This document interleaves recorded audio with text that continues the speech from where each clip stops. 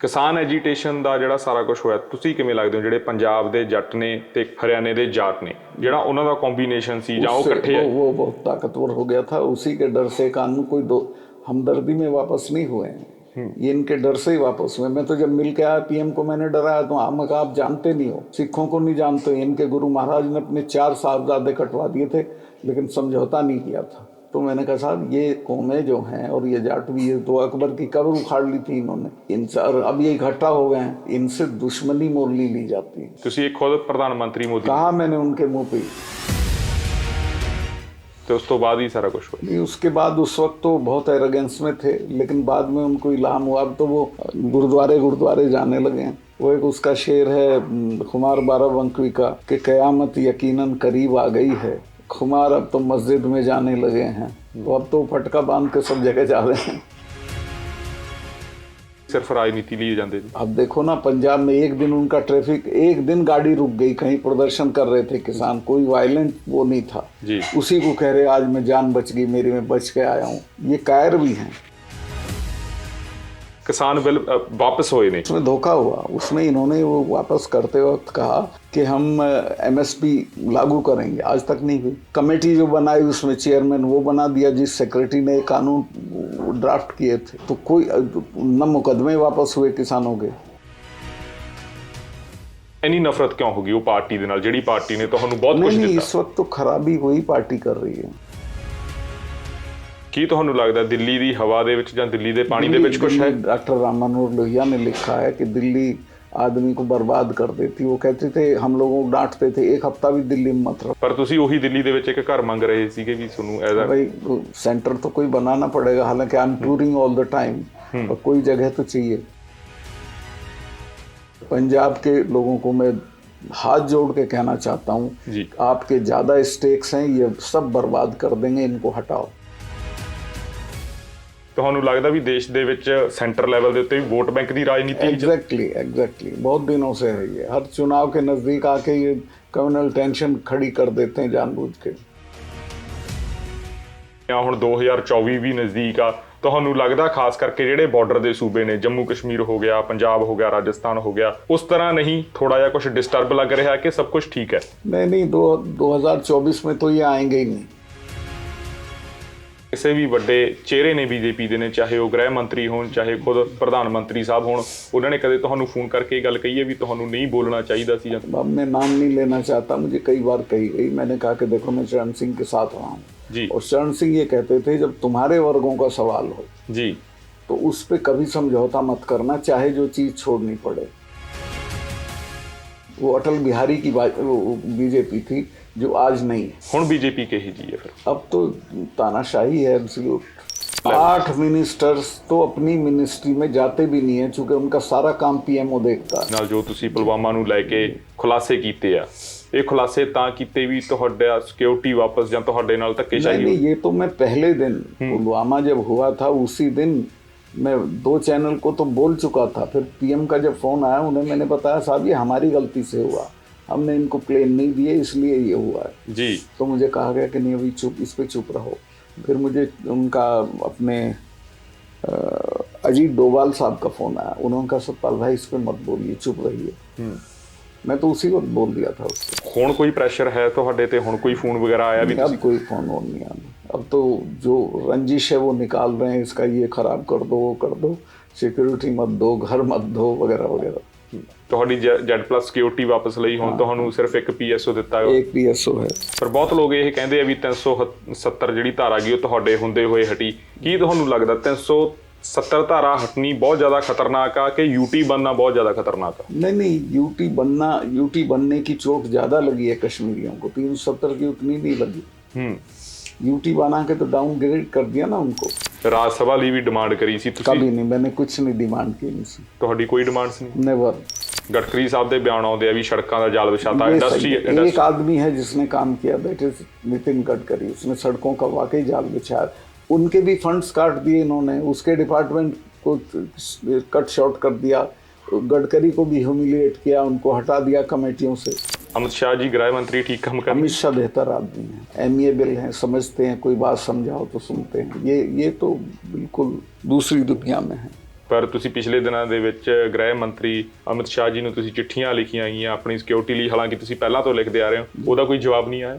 आपकी चिट्ठी मिली, धन्यवाद, बस इतना आया। मैं समझता हूँ उनकी मजबूरी, वो इसकी बिना मर्जी के मुझे सिक्योरिटी नहीं दे सकते थे कि 84 के दंगे के बाद किसी ने माफ़ी मांगी। किसी कम्युनिटी को आप इतना हर्ट कर दें तो फिर माफ़ी भी नहीं मांगे और फिर आप सोचें कि वो कम्युनिटी नॉर्मल रहेगी। पर कांग्रेस ने प्रधानमंत्री जो मनमोहन सिंह सी उन्होंने तो ही माफ़ी मंगवाती सी। वो मनमोहन सिंह जी की माफ़ी को लोग माफ़ी नहीं मांगते जी, नेहरू खानदान के लोग माफ़ी मांगे तब माना जाएगा।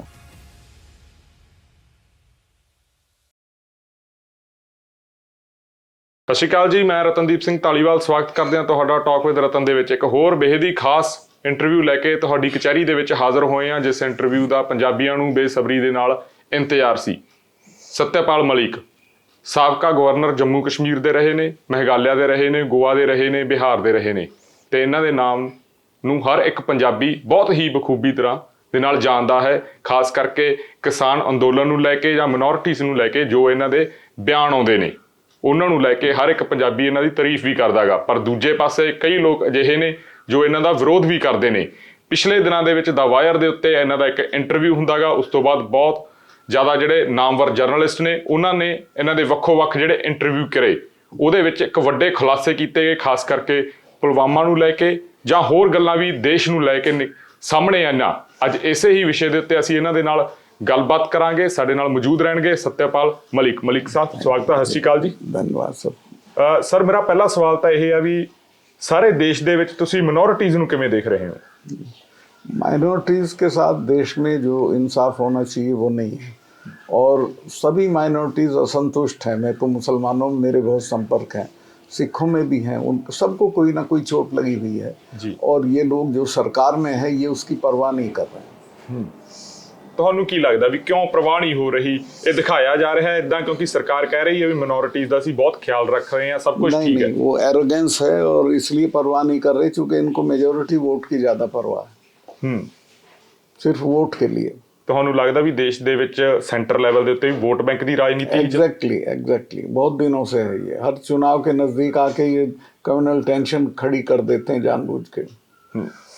जिस तरह बीजेपी सरकार दोबारा बनी आ, ਹੁਣ 2024 ਵੀ ਨਜ਼ਦੀਕ ਆ, ਤੁਹਾਨੂੰ ਲੱਗਦਾ ਖਾਸ ਕਰਕੇ ਜਿਹੜੇ ਬਾਰਡਰ ਦੇ ਸੂਬੇ ਨੇ, ਜੰਮੂ ਕਸ਼ਮੀਰ ਹੋ ਗਿਆ, ਪੰਜਾਬ ਹੋ ਗਿਆ, ਰਾਜਸਥਾਨ ਹੋ ਗਿਆ, उस तरह नहीं थोड़ा या कुछ डिस्टर्ब लग रहा है कि सब कुछ ठीक है? नहीं 2024 में तो ये आएंगे ही नहीं। अपोजिशन में ये अंडरस्टैंडिंग बन रही है कि एक उम्मीदवार के मुकाबले एक उम्मीदवार उतारेंगे। अगर इतनी भी सहमति हो गई, टोटल यूनिटी ना हो, अगर इतना भी हो गया जो वीपी सिंह ने किया था, तो ये हार जाएंगे। तो अभी ये कल कर्नाटक में हारने वाले हैं। ਤੁਹਾਨੂੰ ਕੀ ਲੱਗਦਾ? ਤੁਸੀਂ ਇਦਾਂ ਕਹਿ ਰਹੇ ਹੋ ਪਰ ਤੁਸੀਂ ਖੁਦ ਬੀਜੇਪੀ ਦੇ ਵਿੱਚ ਰਹੇ ਹੋ, ਤੁਹਾਨੂੰ ਲੱਗਦਾ ਵੀ ਬੀਜੇਪੀ ਉਹੋ ਜੀ ਨਹੀਂ ਰਹੀ ਕਿ ਸਿਰਫ ਇੱਕ ਚਿਹਰੇ ਕਰਕੇ ਪਾर्टी खराब हो? नहीं एक्सपोजर हो गया प्राइम मिनिस्टर के बारे में, घर घर ये चला गया कि झूठ बोलते हैं। कोई ना नौजवानों को कारोबार मिला, न रोजगार मिल रहा है, ना महंगाई के बारे में इन्होंने कुछ किया है। जो पब्लिक इश्यूज हैं उन पे इन्होंने कुछ नहीं किया। और किसानों का तो इन्होंने वादा खिलाफी की, एमएसपी आज तक लागू नहीं किया। ਤੁਹਾਡੇ ਨਾਲ ਜੋ ਪਿਛਲੇ ਦਿਨਾਂ ਦੇ ਵਿੱਚ ਹੋਏ ਤਾਂ ਹੋਇਆ? ਤੁਸੀਂ ਕਿਸਾਨ ਅੰਦੋਲਨ ਦੇ ਵਿੱਚ ਬੋਲੇ ਹੋ, ਤੁਸੀਂ ਮਿਨੋਰਿਟੀਜ਼ ਲਈ ਬੋਲਦੇ ਹੋ ਤਾਂ ਹੋਇਆ ਤੁਹਾਡੇ ਨਾਲ, ਕਿ ਕੋਈ ਵਜ੍ਹਾ ਹੋਰ ਹੈ? एक ही वजह है, मेरी सिक्योरिटी हटा ली गई पूरी तरह। जबकि कश्मीर के किसी भी गवर्नर की, साबिका गवर्नर पे भी 70-80 वो रहते हैं सिक्योरिटी वाले, मेरे पास एक है सिर्फ। और मकान अलॉट होता है दिल्ली में सरकारी, वो भी नहीं दिया गया, पर मैं उसकी परवाह नहीं करता हूँ। पर ਤੁਹਾਡੇ ਨਾਲ ਹੋਇਆ ਕਿਉਂ? ਸਿਰਫ ਕਿਸਾਨ ਅੰਦੋਲਨ ਚ ਬੋਲਣ ਲਈ? सिर्फ बोलने के कारण। क्या आप बोले क्यों? पुलवामा ਨੂੰ ਲੈ ਕੇ ਗਏ ਕਿਸਾਨ? पुलवामा तो खैर अभी हुआ, किसानों वाले से इनको दुश्मनी हो गई थी। ਕਦੇ ਕਿਸੇ ਵੀ ਵੱਡੇ ਚਿਹਰੇ ਨੇ ਬੀਜੇਪੀ ਦੇ ਨੇ, ਚਾਹੇ ਉਹ ਗ੍ਰਹਿ ਮੰਤਰੀ ਹੋਣ, ਚਾਹੇ ਖੁਦ ਪ੍ਰਧਾਨ ਮੰਤਰੀ ਸਾਹਿਬ ਹੋਣ, ਉਹਨਾਂ ਨੇ ਕਦੇ ਤੁਹਾਨੂੰ ਫੋਨ ਕਰਕੇ ਇਹ ਗੱਲ ਕਹੀ ਹੈ ਵੀ ਤੁਹਾਨੂੰ ਨਹੀਂ ਬੋਲਣਾ ਚਾਹੀਦਾ ਸੀ? अब मैं नाम नहीं लेना चाहता, मुझे कई बार कही गई। मैंने कहा कि देखो मैं चरण सिंह के साथ रहा हूँ जी, और चरण सिंह ये कहते थे जब तुम्हारे वर्गों का सवाल हो जी तो उस पे कभी समझौता मत करना, चाहे जो चीज़ छोड़नी पड़े। मैं इस्तीफा देने के लिए हर वक्त तैयार था जी। ਅਗਰ ਮਲਿਕ ਸਾਹਿਬ ਤੁਹਾਡਾ ਪੋਲੀਟੀਕਲ ਕੈਰੀਅਰ ਦੇਖਦੇ ਆ, ਤੁਸੀਂ ਚਰਨ ਸਿੰਘ ਜੀ ਦੇ ਨਾਲ ਰਹੇ, ਜਨਤਾ ਦਲ ਦੇ ਵਿੱਚ ਰਹੇ, ਕਾਂਗਰਸ ਦੇ ਵਿੱਚ, ਐਸਪੀ ਦੇ ਵਿੱਚ, ਬੀਜੇਪੀ ਦੇ, ਤੁਹਾਨੂੰ ਲੱਗਦਾ ਵੀ ਜਦੋਂ ਤੁਸੀਂ ਬੀਜੇਪੀ ਦੇ ਵਿੱਚ ਆਏ ਹੋ ਉਦੋਂ ਬੀਜੇਪੀ ਇੱਕ ਹੋਰ ਤਰ੍ਹਾਂ ਸੀ, ਹੁਣ ਬਦਲ ਗਈ? पहली चीज़ तो यह है कि बीजेपी कभी मेरी चॉइस की पार्टी नहीं थी। वो तो पार्टी हमारी टूट गई, लोक दल ये वो सब खुर्द-बुर्द हो गई, तब मुझे मजबूरी में बहुत लेट ज्वाइन करना पड़ी। पर वो अलग थी, वो अटल बिहारी की बीजेपी थी जो आज नहीं है। ਹੁਣ ਬੀਜੇਪੀ ਕਹੀ ਜੀ ਹੈ ਫਿਰ? अब तो तानाशाही है एब्सोल्यूट। सिर्फ सेंटर लेवल ਤੇ ਕਿ ਰਾਜ ਲੈਵਲ? 8 मिनिस्टर्स तो अपनी मिनिस्ट्री में जाते भी नहीं है, चूंकि उनका सारा काम पीएमओ देखता है। ਉਹ ਕਿਉਂ ਆ, मतलब क्यों हो रहा है ये सारा कुछ भी? चूंकि प्राइम मिनिस्टर एब्सोल्यूट पावर चाहते हैं हर चीज की, वही तय करना। आप देखो ना कि पुलिया का भी उद्घाटन होगा तो वही करेंगे। पहले चीफ मिनिस्टर करते थे अपने आप, कहीं किसी स्टेट में चीफ मिनिस्टर उद्घाटन नहीं करता, पीएम जाते हैं, सब फीता वही काटते हैं। ਤੁਸੀਂ ਜੋ ਦਾ ਵਾਇਰ ਦੇ ਇੰਟਰਵਿਊ ਦੇ ਉੱਤੇ ਕਰਨ ਥਾਪਰ ਜੀ ਨਾਲ ਜੋ ਤੁਸੀਂ ਪੁਲਵਾਮਾ ਨੂੰ ਲੈ ਕੇ ਖੁਲਾਸੇ ਕੀਤੇ ਆ, ਇਹ ਖੁਲਾਸੇ ਤਾਂ ਕੀਤੇ ਵੀ ਤੁਹਾਡਾ ਸਿਕਿਉਰਿਟੀ ਵਾਪਸ ਜਾਂ ਤੁਹਾਡੇ ਨਾਲ ਧੱਕੇਸ਼ਾਹੀ? नहीं, ये तो मैं पहले दिन पुलवामा जब हुआ था उसी दिन मैं 2 चैनल को तो बोल चुका था। फिर पीएम का जब फोन आया उन्हें मैंने बताया, साहब ये हमारी गलती से हुआ, हमने इनको प्लेन नहीं दिए इसलिए ये हुआ है जी। तो मुझे कहा गया कि नहीं अभी चुप, इस पे चुप रहो। फिर मुझे उनका अपने अजीत डोभाल साहब का फोन आया, उन्होंने कहा सतपाल भाई इस पे मत बोलिए, चुप रहिए। मैं तो उसी वक्त बोल दिया था उस पर। वो तो ऐसे ही बातचीत के दौरान उसका जिक्र आ गया, मैंने कोई जानबूझ के नहीं इसको किया।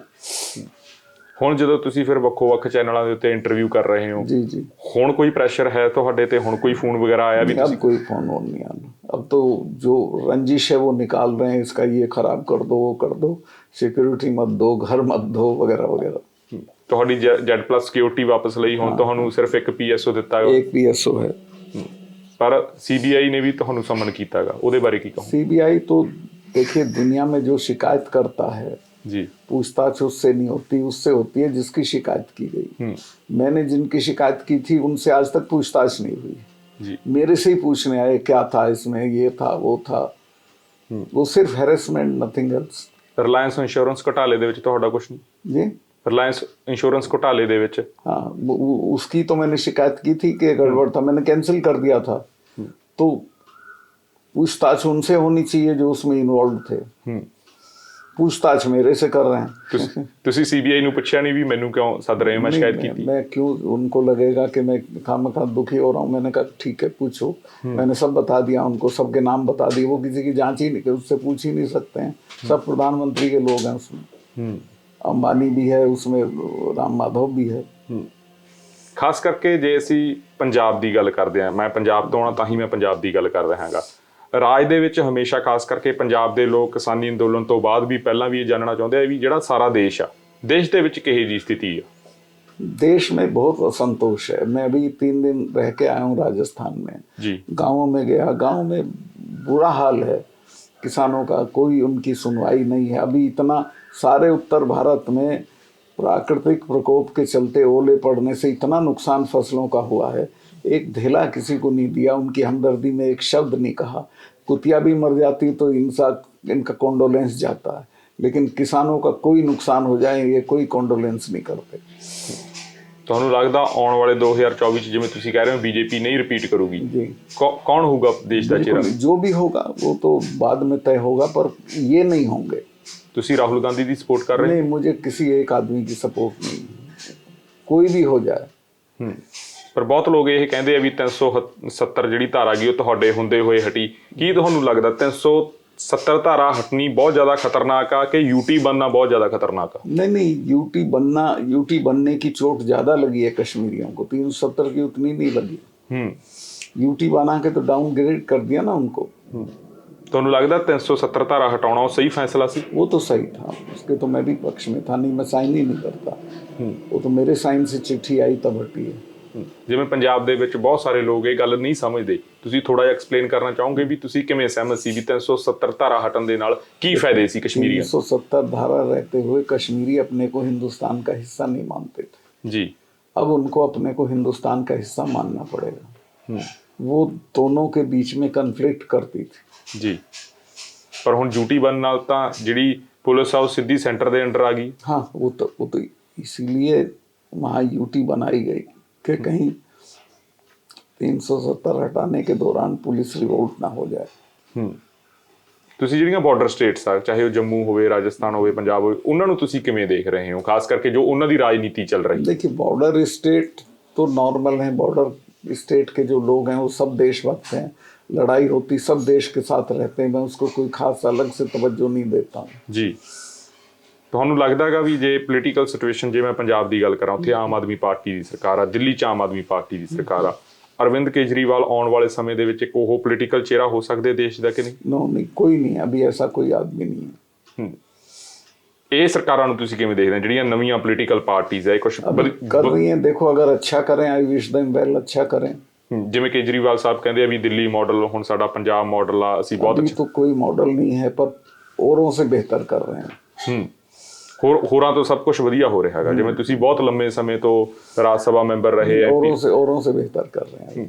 ਇੱਕ ਮਲਿਕ ਸਾਹਿਬ, ਇਹ ਵੀ ਕੁਝ ਗੱਲਾਂ ਸੁਣਨ ਦੇ ਵਿੱਚ ਰਿਊਮਰਸ ਆ ਰਹੇ ਨੇ ਵੀ ਜਦੋਂ ਤੁਹਾਨੂੰ ਕੁਰਸੀ ਤੋਂ ਹਟਾਇਆ ਗਿਆ, ਤੁਸੀਂ ਫੇਰ ਹੀ ਕਿਉਂ ਬੋਲੇ, ਪਹਿਲਾਂ ਕਿਉਂ ਨਹੀਂ? ਹਾਲਾਂਕਿ ਤੁਸੀਂ ਕਹਿ ਰਹੇ ਹੋ ਵੀ ਮੈਂ ਪਹਿਲਾਂ, तो पहले दिन बोला, जिस दिन पुलवामा हुआ उसी दिन बोला जी। 2 चैनल में बोल चुका था जब पीएम का फोन आया, फिर उन्होंने कहा कि अब मत बोलिए, मैं तो उसी दिन बोला। किसानों में भी मैं तब बोला जब मैं कुर्सी पर था। ਕਿਸਾਨ ਐਜੀਟੇਸ਼ਨ ਦਾ ਜਿਹੜਾ ਸਾਰਾ ਕੁਝ ਹੋਇਆ, ਤੁਸੀਂ ਕਿਵੇਂ ਲੱਗਦੇ ਹੋ ਜਿਹੜੇ ਪੰਜਾਬ ਦੇ ਜੱਟ ਨੇ ਤੇ हरियाणा ਦੇ ਜਾਟ ਨੇ, ਜਿਹੜਾ ਉਹਨਾਂ ਦਾ ਕੰਬੀਨੇਸ਼ਨ ਸੀ ਜਾਂ ਉਹ ਇਕੱਠੇ ਹੈ? वो बहुत ताकतवर हो गया था, उसी के डर से कानून कोई हमदर्दी में वापस नहीं हुए हैं, ये इनके डर से ही वापस हुए। मैं तो जब मिल के आया पीएम को, मैंने डराया तो आप जानते नहीं हो, सिखों को नहीं जानते। इनके गुरु महाराज ने अपने 4 साहबजादे कटवा दिए थे, लेकिन समझौता नहीं किया था जी। ये 300 साल भूलते नहीं हैं। मिसेस गांधी ने वो किया था ब्लू स्टार, उसके बाद 1 महीना महामृत्युंजय का पाठ कराया था। अरुण नेहरू मेरे दोस्त थे, उन्होंने पूछा फूफी आप तो ये नहीं मानती थी? तो मिसेस गांधी ने कहा बेटा तुम्हें पता नहीं है, इनके जिसने भी स्वर्ण मंदिर को छुआ वो आज जिंदा नहीं है, मुझे मारेंगे। उनको इल्हाम था कि मरेंगे। तो मैंने कहा साहब ये कौमें जो हैं और ये जाट भी, ये तो अकबर की कब्र उखाड़ ली थी इन्होंने, इनसे अब ये इकट्ठा हो गए हैं, इनको कुछ ले दे के निपटा दीजिए, इनसे दुश्मनी मोल ली जाती है जी। ਤੁਸੀਂ ਇੱਕ ਖੁਦ ਪ੍ਰਧਾਨ ਮੰਤਰੀ ਮੋਦੀ, कहा मैंने उनके मुंह पे। ਤੇ ਉਸ ਤੋਂ ਬਾਅਦ ਹੀ ਸਾਰਾ ਕੁਝ ਹੋਇਆ? नहीं, उसके बाद उस वक्त तो बहुत एरोगेंस में थे, लेकिन बाद में उनको इल्हाम हुआ, अब तो वो गुरुद्वारे जाने लगे हैं। वो एक उसका शेर है खुमार बाराबंकी का कि कयामत यकीनन करीब आ गई है, खुमार अब तो मस्जिद में जाने लगे हैं। तो अब तो फटका बांध के सब जगह जा रहे हैं। ਤੁਹਾਨੂੰ ਲੱਗਦਾ ਵੀ ਸਿਰਫ ਰਾਜਨੀਤੀ ਲਈ ਜਾਂਦੇ ਜੀ? डर गए। अब देखो ना, पंजाब में एक दिन उनका ट्रैफिक, एक दिन गाड़ी रुक गई, कहीं प्रदर्शन कर रहे थे किसान, कोई वायलेंट वो नहीं था जी। उसी को कह रहे आज मैं जान बच गई मेरी, मैं बच के आया हूँ। ये कायर भी हैं। ਤੁਹਾਨੂੰ ਲੱਗਦਾ ਬਹੁਤ ਸਾਰੇ ਲੋਕ ਇਹ ਵੀ ਕਹਿੰਦੇ ਨੇ, ਜਿਹੜੇ ਜਰਨਲਿਸਟ ਨੇ ਜਿਨ੍ਹਾਂ ਨੇ ਕਿਸਾਨੀ ਅੰਦੋਲਨ ਕਵਰ ਕੀਤਾ, ਉਹ ਕਹਿੰਦੇ ਵੀ ਜਿਹੜੇ ਕਿਸਾਨ ਬਿੱਲ ਵਾਪਸ ਹੋਏ ਨੇ ਉਹੋ ਜਿਹਾ ਇਨਸਾਫ ਨਹੀਂ ਹੋਇਆ ਜਿਹੋ ਜਿਹਾ ਹੋਣਾ ਚਾਹੀਦਾ, ਅੱਧਾ ਅਧੂਰਾ ਸੱਚ ਹੀ ਆ। हुआ नहीं, उसमें धोखा हुआ। उसमें इन्होंने वो वापस करते वक्त कहा कि हम MSP लागू करेंगे, आज तक नहीं हुई जी। कमेटी जो बनाई उसमें चेयरमैन वो बना दिया जिस सेक्रेटरी ने कानून ड्राफ्ट किए थे, तो कोई न मुकदमे वापस हुए किसानों के। आने वाले दिनों ਦੇ ਵਿੱਚ ਤੁਹਾਡੇ ਕੀ प्लान्स ਨੇ, खास करके? मैं तो अभी इलेक्शन है उसमें मदद करूंगा ओपोजिशन की, मुझे खुद कोई चुनाव नहीं लड़ना है, मैं कोई पार्टी ज्वाइन नहीं करूंगा, बट एज ए इंडिपेंडेंट मैं सबकी मदद करूंगा जहां जहां जा सकता हूं। Particular party Congress? No particular party. ਤੁਸੀਂ ਰਾਜ ਦੇ ਵਿੱਚ ਵੀ ਆਪੋਜੀਸ਼ਨ ਦੀ ਮਦਦ ਕਰੋਗੇ ਕਿ ਸਿਰਫ ਵਰਸਸ ਬੀਜੇਪੀ ਜੋ ਹੋਊਗਾ ਉਹਦੀ? Versus BJP. ਜੇ ਮੈਂ ਇੱਕ ਨਿੱਜੀ ਸਵਾਲ ਤੁਹਾਨੂੰ ਪੁੱਛਾਂ, ਇੰਨੀ ਨਫ਼ਰਤ ਕਿਉਂ ਹੋ ਗਈ ਉਹ ਪਾਰਟੀ ਦੇ ਨਾਲ, ਜਿਹੜੀ ਪਾਰਟੀ ਨੇ ਤੁਹਾਨੂੰ ਬਹੁਤ ਕੁਝ नहीं, ਦਿੱਤਾ? इस वक्त तो खराबी वही पार्टी कर रही है। सिर्फ ये देश करके तो लगता भी देश को ये बेच देंगे, और ये बहुत खतरनाक लोग हैं। मैं बता रहा हूँ, अगर 24 में नरेंद्र मोदी को नहीं हटाया गया तो डेमोक्रेसी को ख़त्म कर देगा, चुनाव ही नहीं होगा। फिर नासिर टीटो की तरह कहेगा मैं ही हूँ। पर राष्ट्रवाद एजेंडे ਨੂੰ ਲੈ ਕੇ ਉਹ ਕਹਿੰਦੇ ਵੀ ਅਸੀਂ राष्ट्रवाद का तो उनका इसी से पता चल जाता है। पुलवामा से बोल क्यों नहीं रहे? बताओ क्या बात हुई थी, क्यों हुआ पुलवामा, कौन जिम्मेवार है? किसी की जिम्मेवारी फिक्स की? आपने जांच की उसकी? क्या राष्ट्रवाद है आपका? आपने उसको अपने इलेक्शन के लिए इस्तेमाल कर लिया।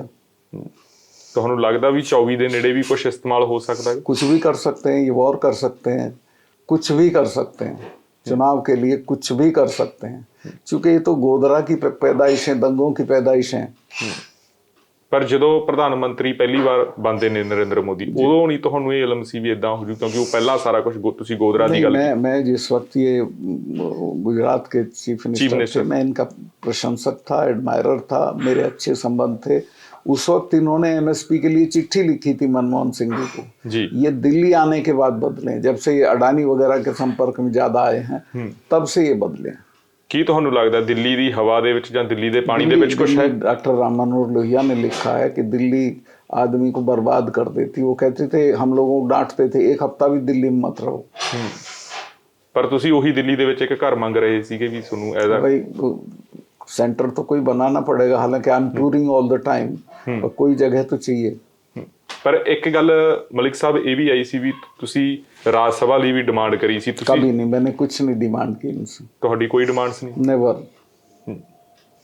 ਦੇਸ਼ ਦੇ ਲੋਕਾਂ ਨੂੰ ਤੁਸੀਂ ਕੀ ਕਹਿਣਾ ਚਾਹੋਗੇ? देश के लोगों को मैं ये कहना चाहता हूँ कि आखिरी मौका है, इस बार जाति संप्रदाय धर्म सब भूल के इनके अगेंस्ट वोट करो, वरना कभी वोट का भी मौका नहीं मिलेगा।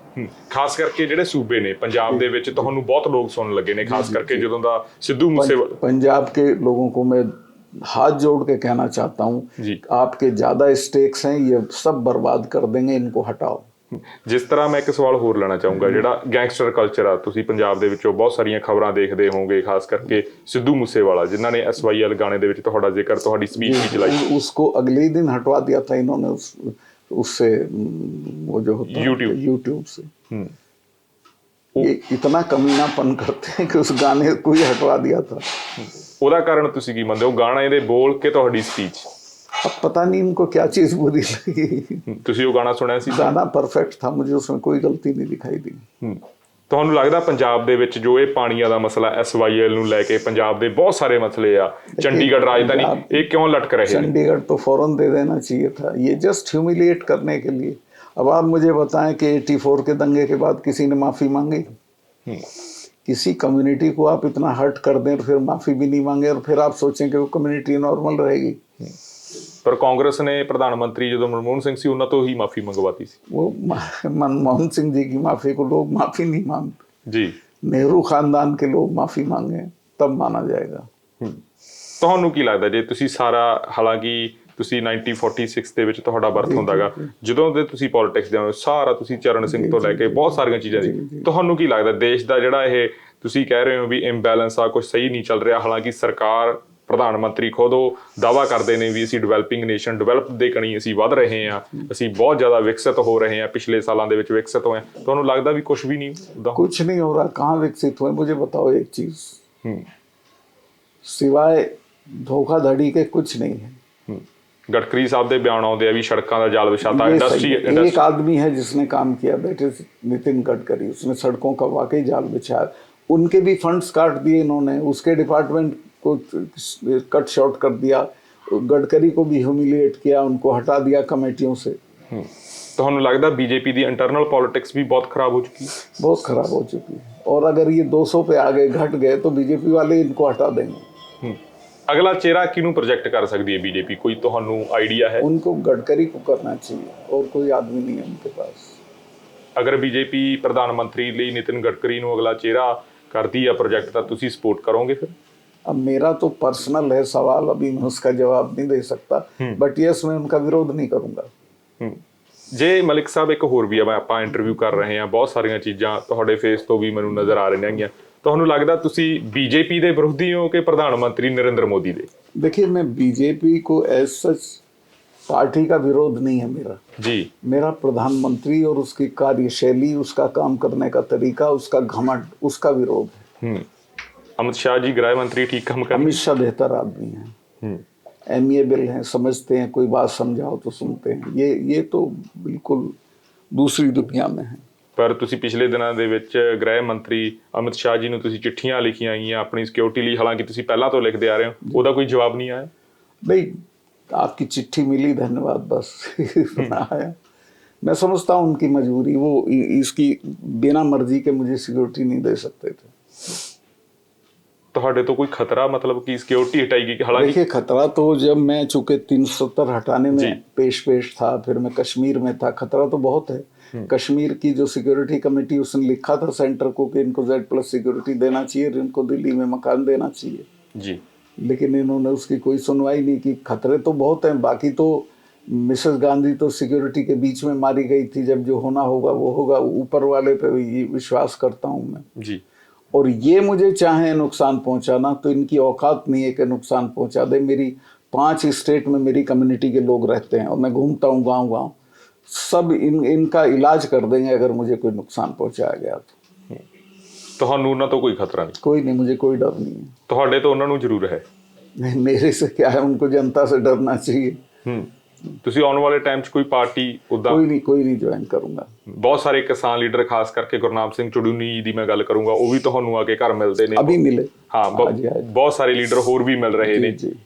ਕੀ ਲੱਗਦਾ ਵੀ ਉਹ ਕੀ ਕੁਛ ਮਤਲਬ प्रोजेक्ट हो रहा तैयार? नहीं, वो सब इस पे सहमत हैं कि एक के मुकाबले एक उम्मीदवार लड़ाया जाए और उसी मुहिम में लगे हैं सब लोग। नीतीश भी, चडूनी भी, मैं भी, सब लोग। ਤੁਹਾਨੂੰ ਲੱਗਦਾ ਹੈਗਾ ਕਿਤੇ ਨਾ ਕਿਤੇ ਤੁਹਾਡੇ ਕੋਲੇ ਵੀ ਕੋਈ ਸਟਰੋਂਗ ਚਿਹਰਾ ਹੋਣਾ ਚਾਹੀਦਾ? ਬਿਨਾਂ ਚਿਹਰੇ ਤੋਂ सब कुछ? चेहरा अभी नहीं है, जबरदस्ती चेहरा थोपने से कोई फायदा नहीं है। अभी तो सब मिलके चुनाव लड़े हैं और जब हार जाए उसके बाद, जब ये हार जाए तो उसके बाद नए MP चेहरा चुन लें।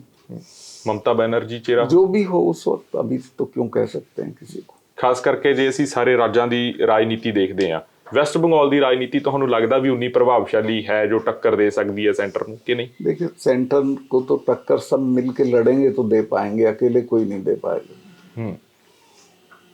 ਤੁਹਾਨੂੰ ਲੱਗਦਾ ਹੈਗਾ ਵੀ ਸਾਰੇ ਇੱਕ ਮੁੱਠੋਂ ਫੇਰ ਹੀ ਸਾਰਾ ਕੁਝ ਹੋ ਸਕਦਾ ਹੈ? हाँ, तभी हो सकता है, वरना कुछ नहीं होगा।